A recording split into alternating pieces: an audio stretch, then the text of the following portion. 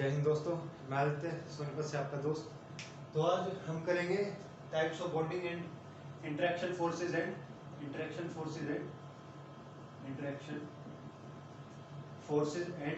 Types of bondings. Interaction forces and types of bondings.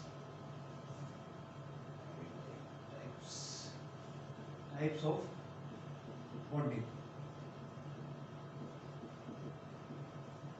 ठीक है, हमारे पास इंटरेक्शन फोर्सेस कितने तरह के होते हैं? हमारे पास इंटरेक्शन फोर्सेस होती है दो तरह की। एक होती है हमारे पास रिपल्सिव और एक होती है अट्रैक्शन फोर्सेस। ठीक है, और बॉन्डिंग कितने टाइप की? तो बॉन्डिंग काफी टाइप की होती है। ठीक है, हमारे पास अच्छा, आप सॉलिड को देखते हो, आप सॉलिड को देख के क्या दो चीज कंक्लूड कर सकते हो? आप दो चीज ये कंक्लूड कर सकते हो। पहली तो ये कि कोई अट्रैक्टिव फोर्स रही होगी जिसने सॉलिड को जोड़े रखा, कोई रिपल्सिव फोर्स रही होगी जो सॉलिड को धकेल रहा था, तो हमने उसे बाहर से प्रेशर और एनर्जी ताकि वो जुड़ा रहे। ठीक है, ये दो चीज हम सॉलिड को देख के कंक्लूड कर सकते हैं। ठीक है, इसके बाद है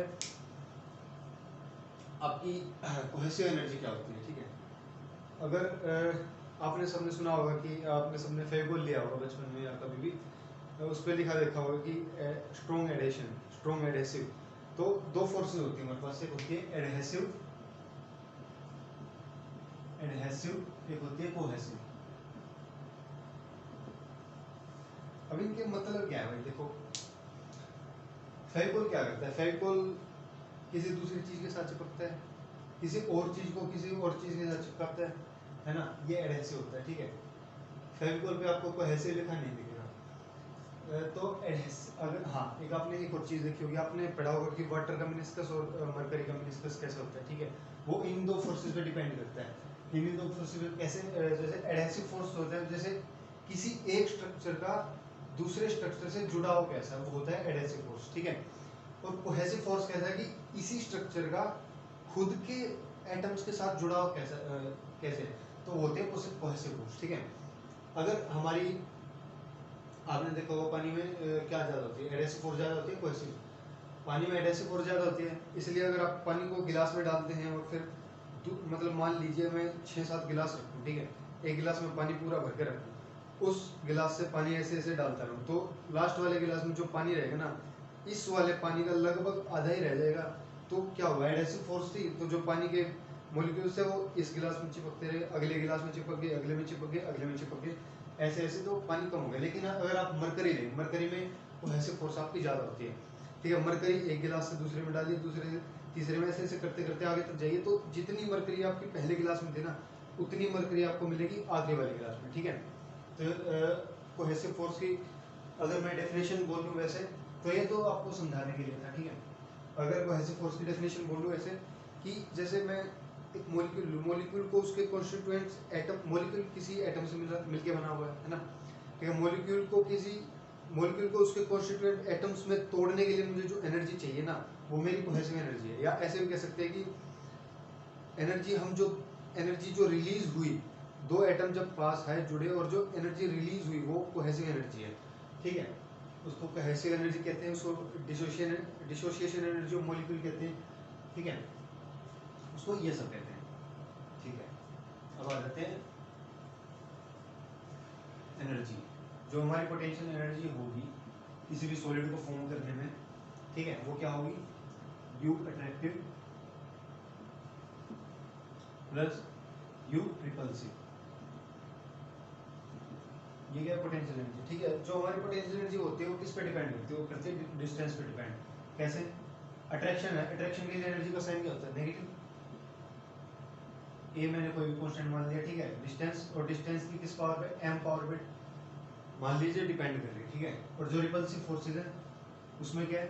रिपल्सिव के लिए प्लस साइन, क्योंकि आपको सबको पता ही है, जैसे हाइड्रोजन एटम लेते हैं, हाइड्रोजन एटम में क्या होता है कि जो मेरी ये पहली शेल है, ठीक है, इसकी एनर्जी कितनी होती है? -13.6 इलेक्ट्रॉन वोल्ट। दूर दूर दूर दूर दूर दूर जाते जाएंगे तो एनर्जी कितनी हो जाएगी? 0 इलेक्ट्रॉन वोल्ट। 0 का मतलब क्या है भाई? ये इलेक्ट्रॉन इस एटम से फ्री हो गया हमारा। तो एनर्जी जितनी पॉजिटिव होगी वो फ्री होती जाएगी, जितनी नेगेटिव होगी उतनी बाउंड मतलब अट्रैक्टिव होती जाएगी। ठीक है, ये तो हमारा रिपल्सिव एनर्जी का काम। ये हाँ, रिपल्सिव एनर्जी को आर की पावर एन पे डिपेंड ठीक है, ये आर की पावर एन पे डिपेंड करती है। ए क्या है मेरा, अट्रैक्शन कांस्टेंट, अट्रैक्शन कांस्टेंट, ये है रिपल्शन कांस्टेंट, ठीक है, रिपल्शन कांस्टेंट, ठीक। अब क्या है, जो रिपल्शन कांस्टेंट में जो n है वो हमारा बड़ा होता है किससे, m से, ठीक है। अब इससे क्या होगा, अगर मान लीजिए मेरा n जो है बड़ा है m से, तो मेरा मतलब क्या होगा, r की पावर n भी बड़ा होगा r की पावर m से, for r greater than 1 unit, greater than 1 unit, ठीक है। जब हमारा r 1 यूनिट से बड़ा होगा तो r जो r की पावर n है वो भी r की पावर m से बड़ी होगी, ठीक है।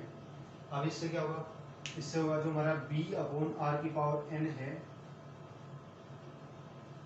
b अपॉन r की 1 अपॉन r की पावर n मान लेते, 1 अपॉन जो r की पावर n है वो क्या होगा, लेस होगा 1 अपॉन r की पावर m से, ठीक है। डिनोमिनेटर बड़ा है तो भाई पूरे टर्म छोटी हुई ना,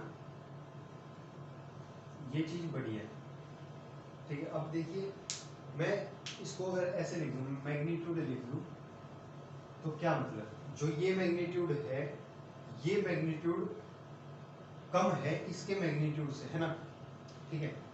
इसका क्या मतलब, जो हमारी सॉलिड में एनर्जी होती है वो मतलब ये मान लीजिए इसका मैग्नीट्यूड मैं मान लूँ 50 और इसका मैं मान लूँ 30, ठीक है, तो ये -50 है, तो मतलब अट्रैक्शन एनर्जी मेरी ज़्यादा है इससे रिपल्शन एनर्जी से, ठीक है, ठीक है भाई।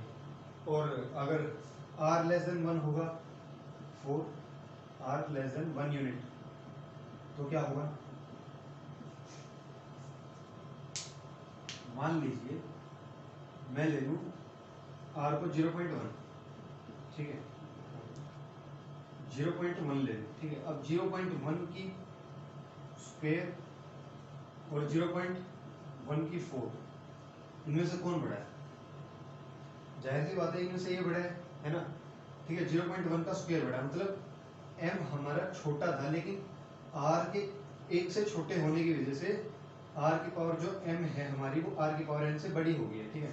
अब क्या है, r की power m is greater than r की पावर n, ठीक है। इस केस में 1 अपॉन, इस केस में क्या होगा, 1 अपॉन r की power m is less than 1 upon r की पावर n, मतलब हमारी u में मान लो इसको मैं 30 मान लूँ, ठीक है, तो ये हो जाएगा -30 हो जाएगा +50, तो ये हमारी पोटेंशियल एनर्जी जो है नेगेटिव हो जाएगी, ठीक है। अब इसको एक बार ग्राफ से समझ लेते हैं, ठीक है, आइए। अच्छा हाँ भाई ये देखिए 1 से क्या रिलेट कर सकते हैं, आप एक जीवन की बात बता रहा हूँ, ठीक है। मान लीजिए आप मेहनत डिवाइड बाय आलस, इसको ले लेते हैं आप रेशो r, ठीक है। अगर ये आपका r ग्रेटर देन 1 हुआ, मतलब आपकी रोज की मेहनत आपके रोज के आलस से बड़ी है, और आपको इसको साल में पूरे साल प्रैक्टिस कर रहे हो, मतलब मान लीजिए 1.1 है और इसको 365 डेज प्रैक्टिस कर रहे हो, और एक आपका r लेस देन 1 है, मान लीजिए 0.9 ही है, ठीक है, मतलब आपकी मेहनत जो रोज के वो आलस से कम है, मेहनत आप 5 घंटे कर रहे हो, आप आलस आप 7 घंटे कर रहे हो, तो 0.9 की पावर 365। अगर आपकी मेहनत आपके आलस से कम है तो भाई आपका पतन होना निश्चित है, अगर आपकी मेहनत आपके आलस से ज़्यादा है तो भाई आपकी सक्सेस को कोई नहीं रोक सकता। ये एक फॉर्मूला है लाइफ का, मेहनत को अपने आलस से ज़्यादा रखें, ठीक है। अच्छा चलिए हम ग्राफ से समझते हैं,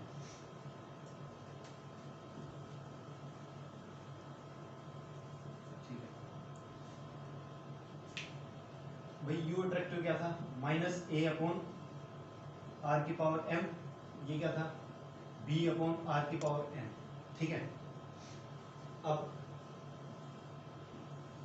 मैं बनाऊं भाई y is equal to 1/x का ग्राफ, तो कैसा बनता है, y is equal to x का ग्राफ ऐसे बनता है, हमें इस क्वाड्रेंट से कोई मतलब नहीं, ठीक है, क्योंकि हमारा एक्स क्या है, मतलब रेडियस, रेडियस में डिस्टेंस, ठीक है, आर को नेगेटिव होने का कोई मतलब नहीं होता, तो इस क्वाड्रेंट में हमारा कोई मतलब नहीं, ठीक है। और यहाँ हमारी क्या पोटेंशियल एनर्जी, ठीक है, 1/x का ग्राफ ऐसे, 1/x² का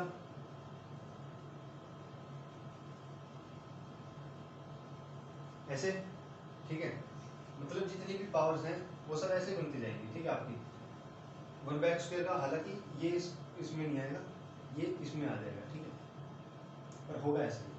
तो अब देखिए,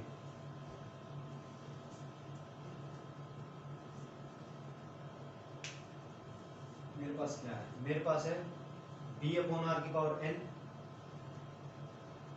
मतलब इसका ग्राफ कैसे जाएगा, ऐसे,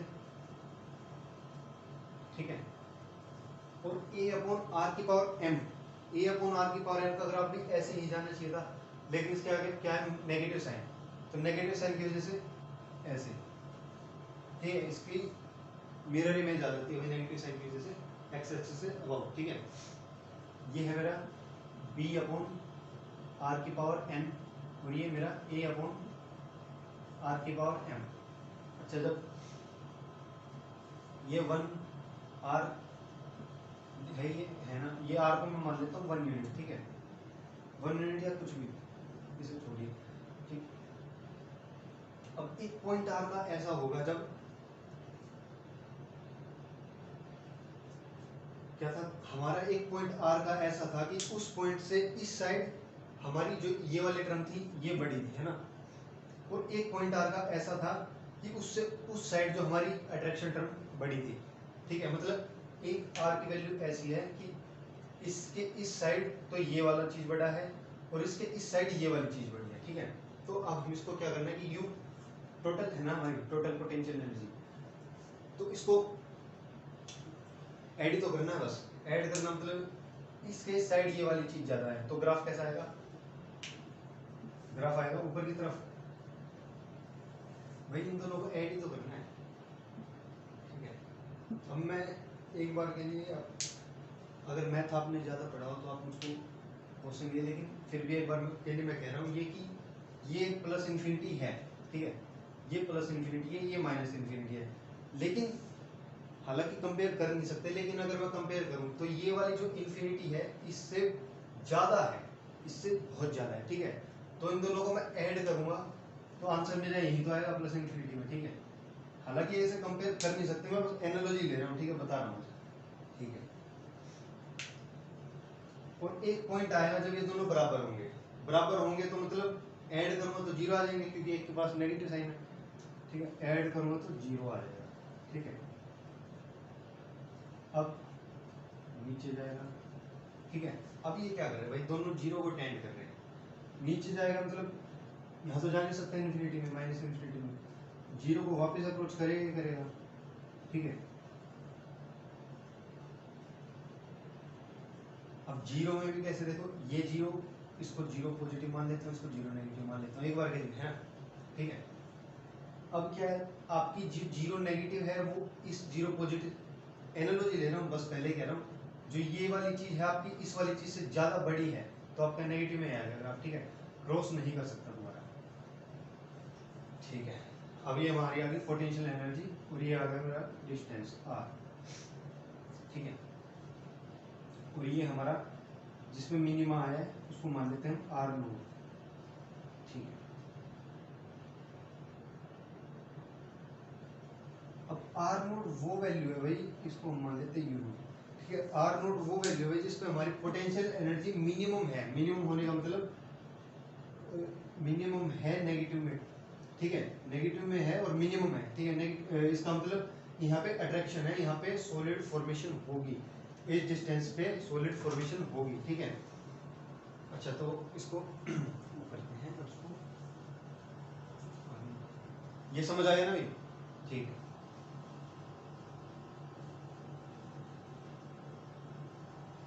अब मैं इससे फोर्स निकालना चाहूँ, फोर्स क्या होगा, minus D you by D R, ठीक है। और फोर्स हमारा जो है जीरो होना चाहिए सॉलिड फॉर्मेशन के लिए, ठीक है। इसको होना पड़ेगा zero. Minus D by D R करूँगा, क्या हो जाएगा, माइनस बाहर ले लिया, माइनस पहले ही है, आर की पावर माइनस एम यहाँ से आया, ए आर की पावर एम प्लस वन, ठीक है। इसमें भी माइनस एन बी आर की power n plus one is equal to zero, ठीक है। ये माइनस साइन गया, ये माइनस से माइनस गया, ठीक है।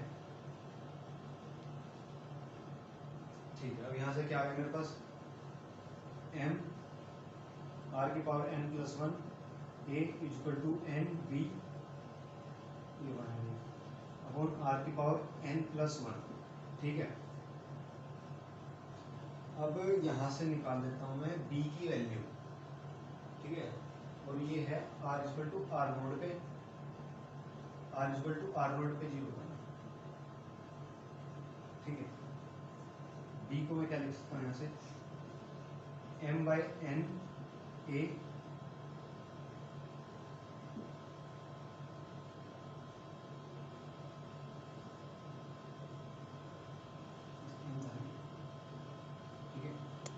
m बाई एन ए, ये ऊपर गया, ये ऊपर आएगा, आर नोड की पावर एन माइनस एन, ठीक है। कैलकुलेशन है वही सिंपल सी। तो जो हमारी मिनिमम पोटेंशियल एनर्जी हो जाएगी वो कितनी हो जाएगी, यू नोट लिख दूं से, ये हो जाएगी वही माइनस ए अपॉन आर की power m plus b, b की वैल्यू ये लिख दूं, एम बाई एन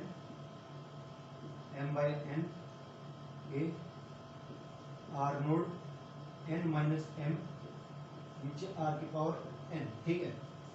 आर की पावर एन से आर की पावर एन गई, आर की पावर आर नोड की पावर माइनस एम बची, ठीक है।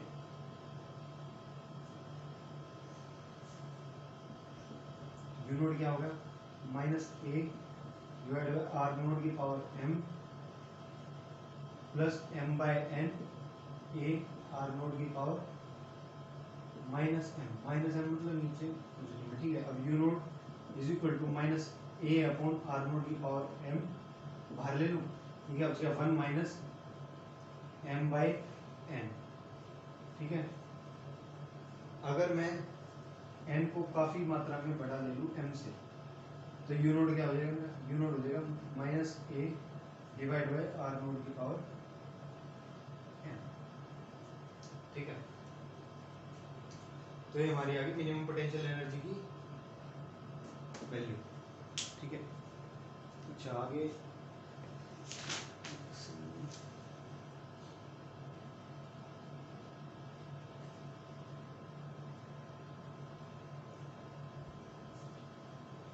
अच्छा हमारा अट्रैक्शन और रिपल्शन होता किस वजह से, अट्रैक्शन जो हमारा होता है वही, जैसे दूसरा एटम है, दूसरे एटम का इलेक्ट्रॉन इसके पॉजिटिव कोर से न्यूक्लियस से खिंच गया, ठीक है।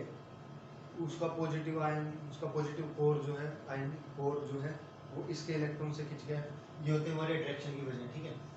और रिपल्शन, रिपल्शन कैसे होता है, रिपल्शन जैसे दो तरीके के होते हैं, एक तो इलेक्ट्रॉन इलेक्ट्रॉन के बीच में रिपल्शन हो जाए, और एक जो है उसके पॉजिटिव कोर और उसके पॉजिटिव कोर के बीच में रिपल्शन, वो बहुत शॉर्ट रेंज रिपल्शन होता है, बहुत ज़्यादा शॉर्ट रेंज रिपल्शन होता है, ठीक है, ठीक है। अच्छा हाँ, अब आती है वही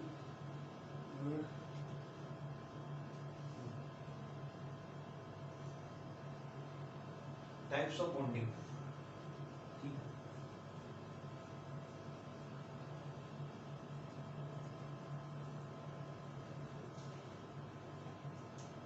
टाइप्स ऑफ बॉन्डिंग वाले पहली टाइप है आयनिक बॉन्डिंग, आयनिक बॉन्डिंग ये आपको क्या किस किस में देखने को मिल जाती है, NaCl में देखने को मिल जाती है, ठीक है। और ये कैसे होती है, transfer of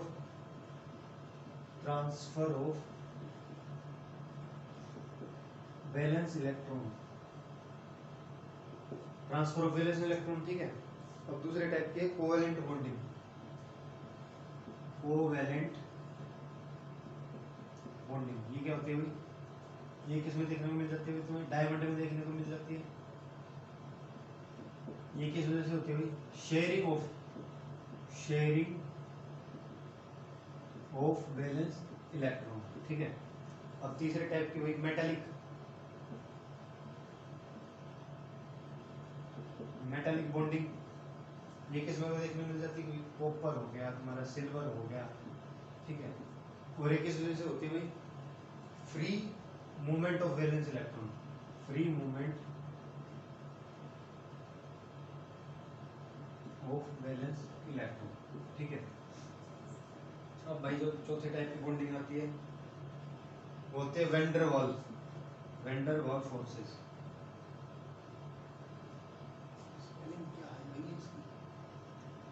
vendor wall forces,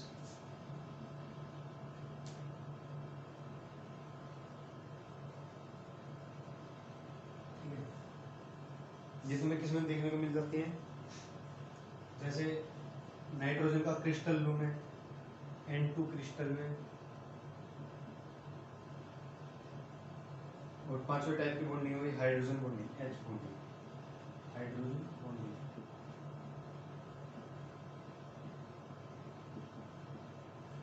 ये तुम्हें किस में देखने को मिल जाती है भाई, आइस में, ठीक है। अब एक सेकंड, वंडर वॉल फोर्सेस, जैसे आप ग्रेफाइट ले लीजिए, ग्रेफाइट है ना, देखिए इन तीन को हम कहते हैं प्राइमरी बॉन्डिंग, प्राइमरी, ये हमारी सेकेंडरी। हमारे लेकिन जो मेटल होते हैं ना, मेटल या कुछ भी जो मटेरियल होता है उनमें मिक्स काइंड ऑफ बॉन्डिंग होती है, ठीक है। जैसे ग्रेफाइट ले लीजिए, ग्रेफाइट,